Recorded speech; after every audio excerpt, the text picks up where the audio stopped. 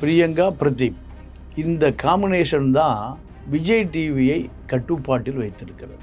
மணிமேகலையை போல பல பேர் அங்கிருந்து வெளியேறுவதற்கு காரணமே பிரியங்கா பிரதீப் கூட்டணி தான். இது அல்லாமல் டிஸ்கஷன் சொல்லி ஈசிஆரில் சந்திப்பது வழக்கம். எல்லாருமே ஈசிஆர் கெஸ்ட் ஹவுஸு, அங்கே நடக்கிற பார்ட்டி, இது எல்லாமே பிரியங்காவுக்கு தெரியும். புது ஆங்கரை தேர்வு செய்வது பிரியங்கா தான். அப்போ பிரியங்கா என்ன சொல்லணும்னா, நான் சொல்கிறபடி கேட்டால் அதில் அட்ஜஸ்ட்மெண்ட் கூட இருக்கலாம். இப்போது மணிமேகலை புகார் வந்த பிறகு அதில் 4 மில்லியன் பேர் சந்தாதாரராக இருக்கான். 40,000 பேர் ட்வீட் போடுறான். யாருக்கு ஆதரவா? மணிமேகலைக்கு ஆதரவு. அப்போ சாமு என்ன சொல்கிறாரு, அம்மா இது ஒன்று ஸ்டார்ட் மியூசிக் கிடையாது, இது குக்கு வித்து கோமாளி, நாமினேட் பண்ணாதீங்க. அதில் வர்ற காமெடி நடிகர் புகழ் சொல்கிறான், யார் தோத்தாலும் பரவாயில்ல, எப்படியாவது பிரியங்கா தோற்கடிக்கப்பட்டே ஆகணும்னு பகிரங்கமாக சொல்கிறாரு, மறைமுகமாகவும் சொல்கிறார். மணிமேகலை சொல்லுது. சன் டிவி ஆகட்டும், விஜய் டிவி ஆகட்டும், பிரியங்காக்களை பிரதீப் போன்ற ஆட்கள் தான் வளர்த்துறாங்க. நேரடியாக பிரியங்காவில் வளரவே முடியாது. சில அட்ஜஸ்ட்மெண்ட்டுகளில் தான் இவர்களுக்கு முழு அதிகாரம் வர்றது. இப்போ மணிமேகலை புகார் சொல்லி இந்த புகார் நடவடிக்கை எடுத்திருந்தால் பிரதீப் ஒரு நியாயவாதி. நீங்கள் அதெல்லாம் முடியாது, நீ இப்போ பிரியங்காவை அட்ஜஸ்ட்மெண்ட் பண்ணிக்கினா பிரியங்கா பிரதாப்புக்கு அட்ஜஸ்ட்மெண்ட் பண்ணிக்குது, அவ்வளோதானே. 2 முகம் பிரியங்காவுக்கு. ஒரு முகம்தான் மென்மையான முகம், இன்னொரு முகம் கோர முகம். சக தொகுப்பாளினி கூட நட்பாளி இருக்க முடியலன்னா அப்போ உடைய முகம் சரியில்லையே. பிக் பாஸில் ஃபேமஸ்ஸு, குக் வித் கோமாளியில் ஃபேமஸ்ஸு, விஜய் டிவியை திறந்தால பிரியங்கா தான் வருது.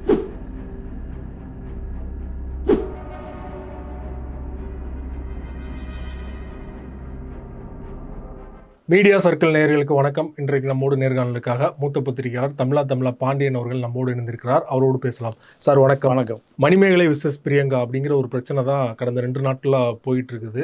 மணிமேகலை அவர்கள், நான் வித் கோமாளி ப்ரோக்ராம் வந்து வெளியேறேன், எனக்கு வருமானத்தோட தன்மானம் தான் முக்கியம் அப்படின்னு பேசுனது தான் அவருக்கு ஆதரவாக தொடர்ச்சியாக பலரும் குரல் எழுப்பிட்டு இருக்காங்க. உண்மையிலே பிரச்சனை பிரியங்கா பக்கம் தான் இருக்குன்னு நினைக்கிறீங்களா நீங்கள்? பிரியங்கா பிரதீப் இந்த காம்பினேஷன் தான் விஜய் டிவியை கட்டுப்பாட்டில் வைத்திருக்கிறது. மணிமேகலையை போல பல பேர் அங்கிருந்து வெளியேறுவதற்கு காரணமே பிரியங்கா பிரதீப் கூட்டணி தான். நீங்கள் இதிலிருந்து பல புகார்கள் தொடர்ந்து பதிவு செய்யப்பட்டு அந்த புகாரை விசாரிக்கவே இல்லை பிரதீப். பிரியங்கா சொல்லுவதை கேட்டு இணக்கமாக செயல்படுங்க, இல்லைன்னா வெளியேறுங்க. இதுதான் விஜய் டிவி நிர்வாகம் சொன்னது. அப்படி யார் வெளியேறியிருக்காங்கன்னா, அனிதா சம்பத், விஜே பாவனா, திவ்யதர்ஷினி டிடின்னு சொல்லுவாங்க, ஃபரீனா, ஜாக்குலின், இப்படி நிறைய பேர் வெளியேறுவதற்கு காரணம் இந்த கூட்டணி தான்.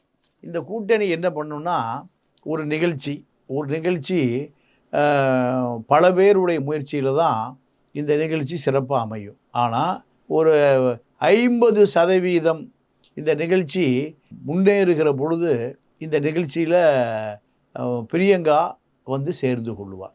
விஜய் டிவியை திறந்தாலே பல ப்ரோக்ராமில் பிரியங்கா மட்டும்தான் இருக்காரு. ஆமாம், பிரியங்கா மாக்காப்பா 2 பேர் தான் இருக்காங்க. கூடிய விரைவில் அந்த நிகழ்ச்சி பூரா தன்னுடைய கட்டுப்பாட்டில் கொண்டு வந்துடுவாங்க. இதை அவங்களோட திறமையின் வாயிலாக கொண்டு வந்துட்டாங்க. அவங்களுக்கு மற்றவங்கள கூட திறமை அதிகமாக இருக்குது அப்படின்னு நம்ம புரிஞ்சுக்க முடியாது. இது அது அப்படி வாய்ப்பே இல்லை. ஏன்னா இப்போ மணிமேகலை என்ன சொல்லுதுன்னா, இந்த நிகழ்ச்சியை நான் தான் சீர்படுத்தி சரியாக கொண்டு போனேன். இந்த நிகழ்ச்சியில் முதல்லையே பிரியங்காவிடம் கொடுக்கவில்லை, என்கிட்ட தான் கொடுத்தாங்க. அவங்க கேட்டிருக்காங்க. ஆமாம். அப்போது இந்த நிகழ்ச்சியை, இது 5வது நிகழ்ச்சி, 4 நிகழ்ச்சியை நான் தான் இதை பெரிய அளவில் பேசுபொருளாக சிந்தித்து பல.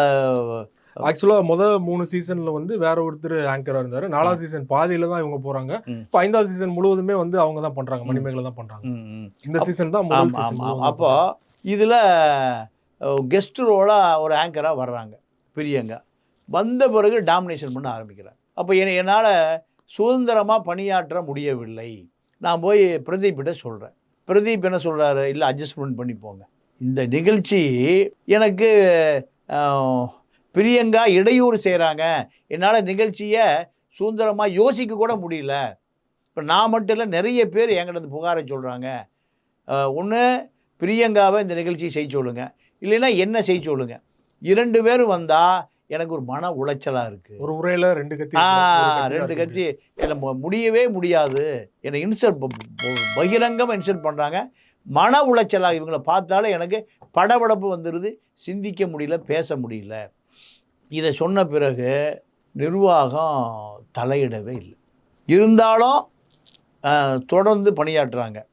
அதில் வர்ற காமெடி நடிகர் புகழ் சொல்கிறான், யார் தோத்தாலும் பரவாயில்ல, எப்படியாவது பிரியங்கா தோற்கடிக்கப்பட்டே ஆகணும்னு பகிரங்கமாக சொல்கிறாரு, மறைமுகமாகவும் சொல்கிறாரு.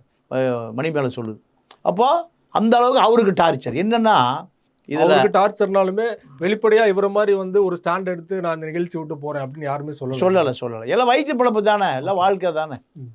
இப்போ ஆண்களை பாதி இர்ஃபான் கட்டுப்பாட்டில் வச்சுக்கிறார், பெண்களை முழுக்க பிரியங்கா கட்டுப்பாட்டில். இர்ஃபானுக்கு நேரடியாக இந்த ப்ரோக்ராம் மூலமாக தான் விஜய் டிவியோட தொடர்பு ஏற்படுத்துது. ஆமாம், அதுக்குள்ளே அந்த அளவுக்கு அதிகாரம் செலுத்துறாங்க. ஆமாம் ஆமாம் ஆமாம் ஆமாம். ஏன்னா அவருக்கு வீவர்ஸு செல்வாக்கு பெரிய அளவு இருக்கிறதுனால அவர் பெரிய செலிப்ரிட்டி. அப்போது அவர் வயது குறைந்தவர்களை போடா வாடான்னு பேசுகிறார், அது யாருக்கும் பிடிக்கல. வயதுக்கு பெரியவர்களை போயா வாயான்னு பேசுகிறார். அதே போல தான் இதை ஃபாலோ பண்ணி பிரியங்காவும் வயசு குறைந்தவர்களை போடா வாடானோ, கொஞ்சம் வயசு ஆனவங்கள போயா வாயான்னு பேசுகிறாங்க. பிரியங்காவான எல்லாருமே அக்கா அக்கான்னு தான் கூப்பிட்றாங்க. அப்போ பிரியங்காவுடைய செல்வாக்கு மேலே இருக்குது. எங்கள் பிரதீப் கிட்ட மேனேஜ்மெண்ட்டில் செல்வாக்கு இருக்குது. இது அல்லாமல் டிஸ்கஷன் சொல்லி ஈசிஆரில் சந்திப்பது வழக்கம் எல்லாருமே. இப்போ இந்த ஈசிஆர் சந்திப்பு, ஈசிஆர் கெஸ்ட் ஹவுஸு, அங்கே நடக்கிற பார்ட்டி, இது எல்லாமே பிரியங்காவுக்கு தெரியும். புது ஆங்கரை தேர்வு செய்வது பிரியங்கா தான். அப்போ பிரியங்கா என்ன சொல்லணும்னா, நான் சொல்கிறபடி கேட்டால் அதில் அட்ஜஸ்ட்மெண்ட் கூட இருக்கலாம். நீங்கள் தொடர்ந்து பெரிய அளவில் இப்போ பிரியா பவானி சங்கரில் இங்கேருந்து நடிகையானவங்க தான், நீங்கள் எல்லாம் கோடிகளில் சம்பளம். அதனால் நான் தான் அறிவிக்கப்படாத சிஇஓ. அந்த அம்மா தேஷ்பாண்டே, பீகார் பாண்டே குரூப். இன்னொரு பக்கம் இது வேறு மாதிரியா ஒரு மடை வரத்தான் செய்யும். ஒரு தமிழச்சி அவங்க வந்து பீகாரி தேஷ்பாண்டே அப்படிங்கிற ஒரு ஒப்பீடு வரத்தான் செய்யும். நீங்கள் சினிமாவில் என்ன கேட்டிங்கன்னா, இளையராஜாவே தமிழச்சிக்கு பாட வாய்ப்பு தர மாட்டார், தமிழர் அல்லாதவர்களுக்கு தான் வாய்ப்பு கொடுப்பார். இந்த புகார் இருக்குது. தமிழச்சிகளே நடிகையாகவே முடியறதில்லை. இந்த புகார் நீண்ட நாள் இருக்குது. இப்போது மணிமேகலை புகார் வந்த பிறகு அதில் 4 மில்லியன் பேர் சந்தாதாரராக இருக்கான். 40,000 பேர் ட்வீட் போடுறான். யாருக்கு ஆதரவு? மணிமேகலைக்கு ஆதரவு. அப்போ சாமு என்ன சொல்கிறாரு, அம்மா இது ஒன்று ஸ்டார்ட் பிசி கிடையாது, இது குக்கு வித்து கோமாளி, நாமினேட் பண்ணாதீங்க. நீங்கள் பகிரங்கமாக சொல்கிறாரு. பலமுறை மறைமுகமாக சொல்லியிருக்காரு. இப்போ வெளியே வந்த அனிதா சம்பத் உட்பட அத்தனை பேருமே பல புகார்களை வைத்திருக்கிறார்கள். ஆனால் பொதுவெளிக்கு வந்தால் நாளைக்கு இந்த ஃபீல்டில் தொடர்ந்து பணியாற்ற முடியாது. எல்லா இடங்களுமே ஆணாதிக்க சமூகத்தில் தான் இருக்குது. நாளைக்கு இந்த பொண்ணு ஏதாவது நம்மளை கொளுத்தி போட்டுரும். இதனால் அனைவருமே அமைதியாக களைஞ்சு போயிட்டாங்க. ஆனால் இப்போ மணிமேகலை மட்டும்தான் எதிர்த்து இருக்கிறார்.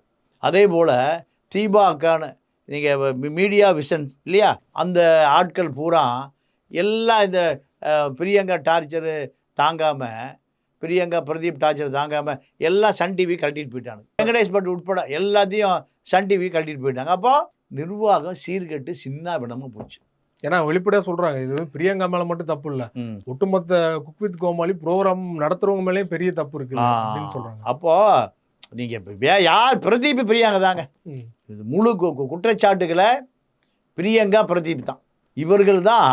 நீங்கள் பிரதீப்பு அந்த பிரியங்காவுக்கு அவ்வளவு சலுகைகளையும் அவ்வளவு உரிமைகளையும் கொடுத்துருக்கார். இதை யாரும் தட்டி கேட்க முடியல. விருப்பம் இருந்தால் பிரியங்காவோட பணியாற்றுங்க, பிரியங்காவுக்கு கீழ்ப்படிந்து பணியாற்றுங்க, இல்லைன்னா விட்டுட்டு போயிருங்க. இப்படி தான் அத்தனை பேர், அனிதா சம்பத்து, நீங்கள் பாவனா இவனை எல்லாமே இப்படி தான் வெளியே போகிறாங்க. இப்போ மணிமேகலை போட்ட ட்வீட்டில் தான் நீ தாண்டி வீரத்தமிழச்சி, உனக்கு தாண்டி கட்ஸ் இருக்குங்கிறாங்கன்னா, அப்போது இத்தனை பேர் இத்தனை நாள் பயந்துட்டு தான் இருந்திருக்காங்க, அமைதியாக போயிருக்காங்க. யாராவது ஒரு நாள் ஆரம்பிக்கணும் அப்படிங்கிறது. அப்போது இதை ஏன் இவ்வளோ நாள் அந்த நிர்வாகம் கண்டுகொள்ளவில்லை? நிர்வாகத்துக்கு புகார் சொல்லியும் நிர்வாக செவுத்தில் அடித்த பந்த போல் யார்கிட்ட போய் சொல்லியிருக்காங்க? பிரியங்காடு தான். பிரியங்கா கணவரே விட்டு ஓடி போயிட்டாருங்கிறாங்க. இந்த அம்மா கொடுத்துட்டு டார்ச்சரில் பெரிய செலிப்ரிட்டி, தனக்கு லட்சங்களில் சம்பளம், தனக்கு பெரிய அதிகார மையம், மிகப்பெரிய தொடர்புகள். என்ன தொடர்பு? அரசியல் தொடர்பா, அதிகாரி தொடர்பா, என்ன தொடர்பு? ஹேமா கமிட்டி இப்போ அங்கே போடணும், எங்கே விஜய் டிவியில் போடணும். கனவை வந்து எனக்கு வாழ்க்கையே வேண்டான்னு டைவர்ஸ் கொடுத்துட்டு ஓடி போயிட்டார். ஆனால் தனிப்பட்ட பிரச்சனை, ஆனால் தனிப்பட்ட இல்லை இல்லைங்க, பொது வெளியில் வந்துருச்சுல்ல எல்லாமே. பொது வெளியில் வந்த பிறகு நீங்கள் ஒரு குடும்பஸ்தேனி இல்லை, அதுதானே புகார். நீங்கள் இப்போ ஏன் மனோ பையனை பற்றி நம்ம பேசுகிறோம்? வீட்டுக்குள்ளே இருந்தால் அப்பா மகனுக்குள்ள பிரச்சனை. அந்த பெரிய வீடு அது ஸ்ரீதேவி குப்பத்தில், யாரும் பேச மாட்டான். தெருவில் இறங்கி அடிக்கிறான், உதைக்கிறான், ஜெயிலுக்கு போகிறான், போலீஸ் தனிப்படம் போட்டு பேசுது. அது சொந்த பிரச்சனை விட்டுற முடியுமா? மனோ பையனை வளர்த்து சரியில்லை, எல்லாம் ரவுடி பையனாக வளர்த்து வச்சுருக்காரு. இப்போ அதே கதை தான். பிரியங்காவுடைய கணவர் டைவர்ஸ் கொடுத்துட்டு தப்பிச்சு ஓடுறாரு. ஆனால் அந்த அம்மா விஜய் டிவியில் அவ்வளோ மென்மையாக, அன்பாக, பாசமாக எல்லாமே பண்ணுது. ஆனால் மறுபுறம் ரொம்ப கோரமாக இருக்குது. மணிமேகலை சொல்கிற புகாரை தாண்டி யாருடைய புகார்? கணவனே புகார் சொல்கிறார். வெளிப்படையாக புகார் வந்த மாதிரி வரல. இப்போ புதுவெளிக்கு இன்னும் வரல, புதுவெளிக்கு இன்னும் வரலை. ஆனால் புகார் தானே. சுசித்ரா மட்டும் சமீபத்தில் சொல்லியிருந்தாங்க, என்னோட தம்பி ரிலேட்டிவ் தான் அவனை வந்து ரொம்ப டார்ச்சர் பண்ணிடுச்சு பிரியங்கா அப்படின்னு அவங்க பேசியிருந்தாங்க. அப்போது நீங்கள் இப்போ தானே ஸ்டார்ட் ஆகிருக்கு, இனி எல்லாம் கொஞ்ச நாளில் எல்லாம் வெளியே வந்துடும். அப்போது 2 முகம் பிரியங்காவுக்கு. ஒரு முகம்தான் மென்மையான முகம், இன்னொரு முகம் கோர முகம். சக தொகுப்பாளினி கூட நட்பாணி இருக்க முடியலன்னா அப்போ உடைய முகம் சரியில்லையே. இத்தனைக்கும் பிரியங்கா திறமை இல்லாதவங்களாம் இல்லை, நல்ல திறமையோட உள்ளவங்க தான். அப்படியே ஏன் பயப்படுறாங்க மற்றவங்கள பார்த்து? ஏன் பயப்படுறாங்கன்னா, இது தலக்கணம், கர்வம். தன்னை விட யாரும் பர்ஃபார்மன்ஸ் பண்ணிடக்கூடாது, தன்னை வர யாரும் பேர் வாங்கிடக்கூடாது. இது ஒரு வகையான மனநோயாளி, மனநோய் தான். இதுதான் இப்போ அந்த அம்மாவை நீங்கள் எங்கே கொண்டு போய் சேர்த்துருச்சு? நீங்கள் எங்கேயோ கொண்டு போய் தரையில் சேர்த்துருச்சு. இந்த விமர்சனம் நீங்கள் பொதுமக்கள்கிட்ட கோடிக்கணக்கான பேர்ட்டு போயிடுச்சு. பிரியங்கானால ஒரு ராட்சசி, பிரியங்கானால ஒரு பெண்களை மதிக்க தெரியாதவள், கணவனை மதிக்க தெரியாதவள், ஈசிஆரில் காட்டேஜில் அந்த அம்மா எப்பவும் பொழுத கழிக்கிறவள், இப்படி பல புகார் வருமல்ல. பல பேர் இனிமேல் ட்வீட் போட போகிறாங்க.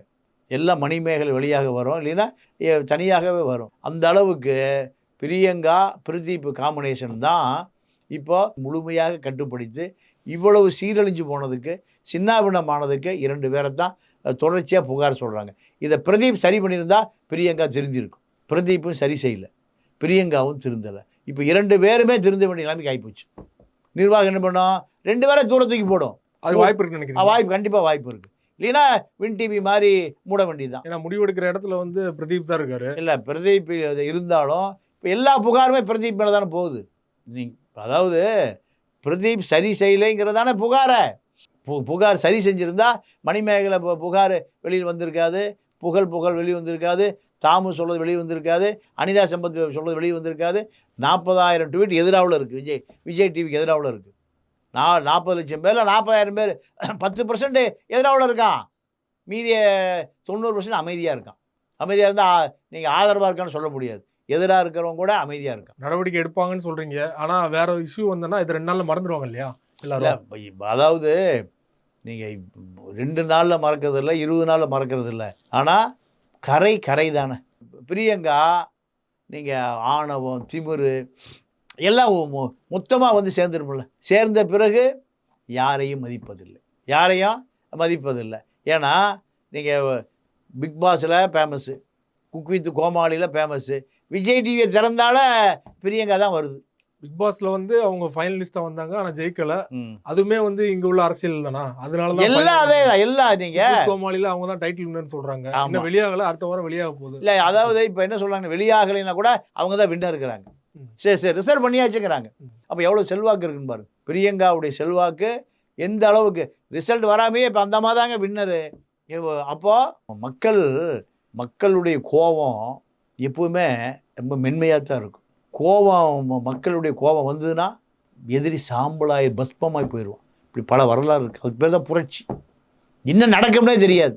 இப்போ இவர்களுக்கு இந்த விஜய் டிவியில் பல விஷயங்கள் இப்போ தான் ஒவ்வொன்றா வெளியே வருது. ஒரு பெண்ணு வந்து ஈரோட்டை சார்ந்த ஒரு இதே தொகுப்பாளினி கல்யாணம் ஃபிக்ஸ் ஆகி போய் பத்திரிக்கையில் வச்சு கொடுத்துட்ருக்கு, டார்ச்சர் பண்ணுறான் என் படுக்கைக்கு வான்னு, ரயில் விழுந்து செத்துது. இதெல்லாம் பத்திரிகை செய்தி தான் அது. அப்போது இவர்களை பற்றி எந்த பத்திரிகையில் செய்தி போடுறது? இந்த அயோக்கியர்களை பற்றி வெளியில் நடக்கிறத நம்ம பத்திரிகையில் போடலாம், எப்படி வெளியில் போடுறது? என்னை கேட்டால் நீங்கள் இப்போ விஜய் டிவியில் எல்லா இப்போ நீங்கள் இப்போ ஈசிஆரில் தான் இந்த தொகுப்பாளிகளுக்கான தேர்வு, அதாவது இது அஃபீஷியலாக நடக்குதா அன்அஃபீஷியலாக நடக்குதா, அதிகாரம் பிரியங்காவுக்கு யார் கொடுத்தது, பிரதீப்புக்கு மேலே யாராக இருக்காங்களா இல்லை, இப்போ இதெல்லாம் விசாரிக்கணும். நீங்கள் ஒரு ஆளுநர் இருந்தார், ஆளுநருடைய மகன் எப்போ ஜெயலலிதா காலத்தில் அவர் பஞ்சாபி, அவர் மகனுக்கு நஜிமுதீன் ஒருத்தர் நெருங்கிய நண்பர், அவர் தான் எல்லா பல்கலைக்கழகங்கள் வீசியே போடுவார் பணம் வாங்கிட்டு. அப்போது ஐடி கம்பெனி வச்சுருந்தார், ஐடி கம்பெனியில் வேலைக்கு வரக்கூடிய பெண்களை பூரா கவர்னர் மகனுக்கு விருந்தாக்குவார். கவர்னர் மகன் எதை பற்றி எதில் கையில் கேட்டாலும் போட்டு கொடுத்துருவார். இப்படி நஜிமுதீன்னு பேர். அவர் தான் நிறைய விசிக்களையே போட்டார், யூனிவர்சிட்டி வயசானவரே இந்த புரோக்கர் தான் போட்டார். நீங்கள் திருப்பி தப்பிச்சு ஓடியே போயிட்டார். இது நடந்தது டிஎம்கே பீரியடில். ஜெயலலிதா கவர்மெண்ட் வந்த பிறகு ஆளே இல்லை.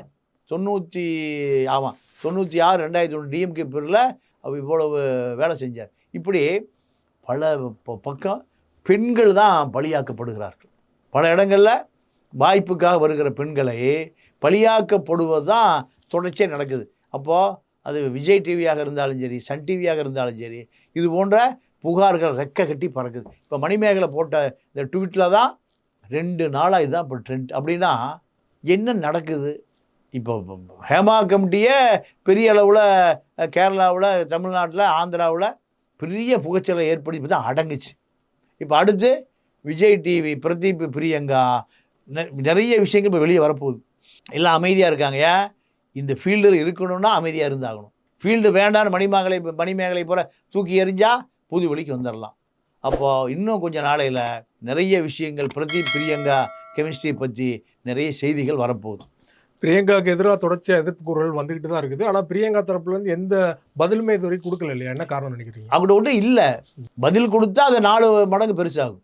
நீங்கள் குற்றவாளி எப்படி பதில் கொடுக்க முடியும்? குற்றவாளி எப்படி ஜனநாயகம் பேச முடியும்? குற்றவாளி எப்படி நியாயம் பேச முடியும்? எல்லா புகாரும் பிரியங்கா மேலே தானே, பிரியங்கா பிரதீப் மேலே தானே. அப்போ எப்படி அவங்க தரப்பு என்ன சொல்ல முடியும்? விஜய் டிவி பேர் தெருவில் தெருவாக நாறிட்டு இருக்கு. இத்தனை ஆண்டு காலம் விஜய் டிவி சம்பாதிச்ச பெயரெல்லாம், சன் டிவி சம்பாதிச்ச பெயரெல்லாம் ராஜா கைது செய்யும்போது நாரி போச்சு.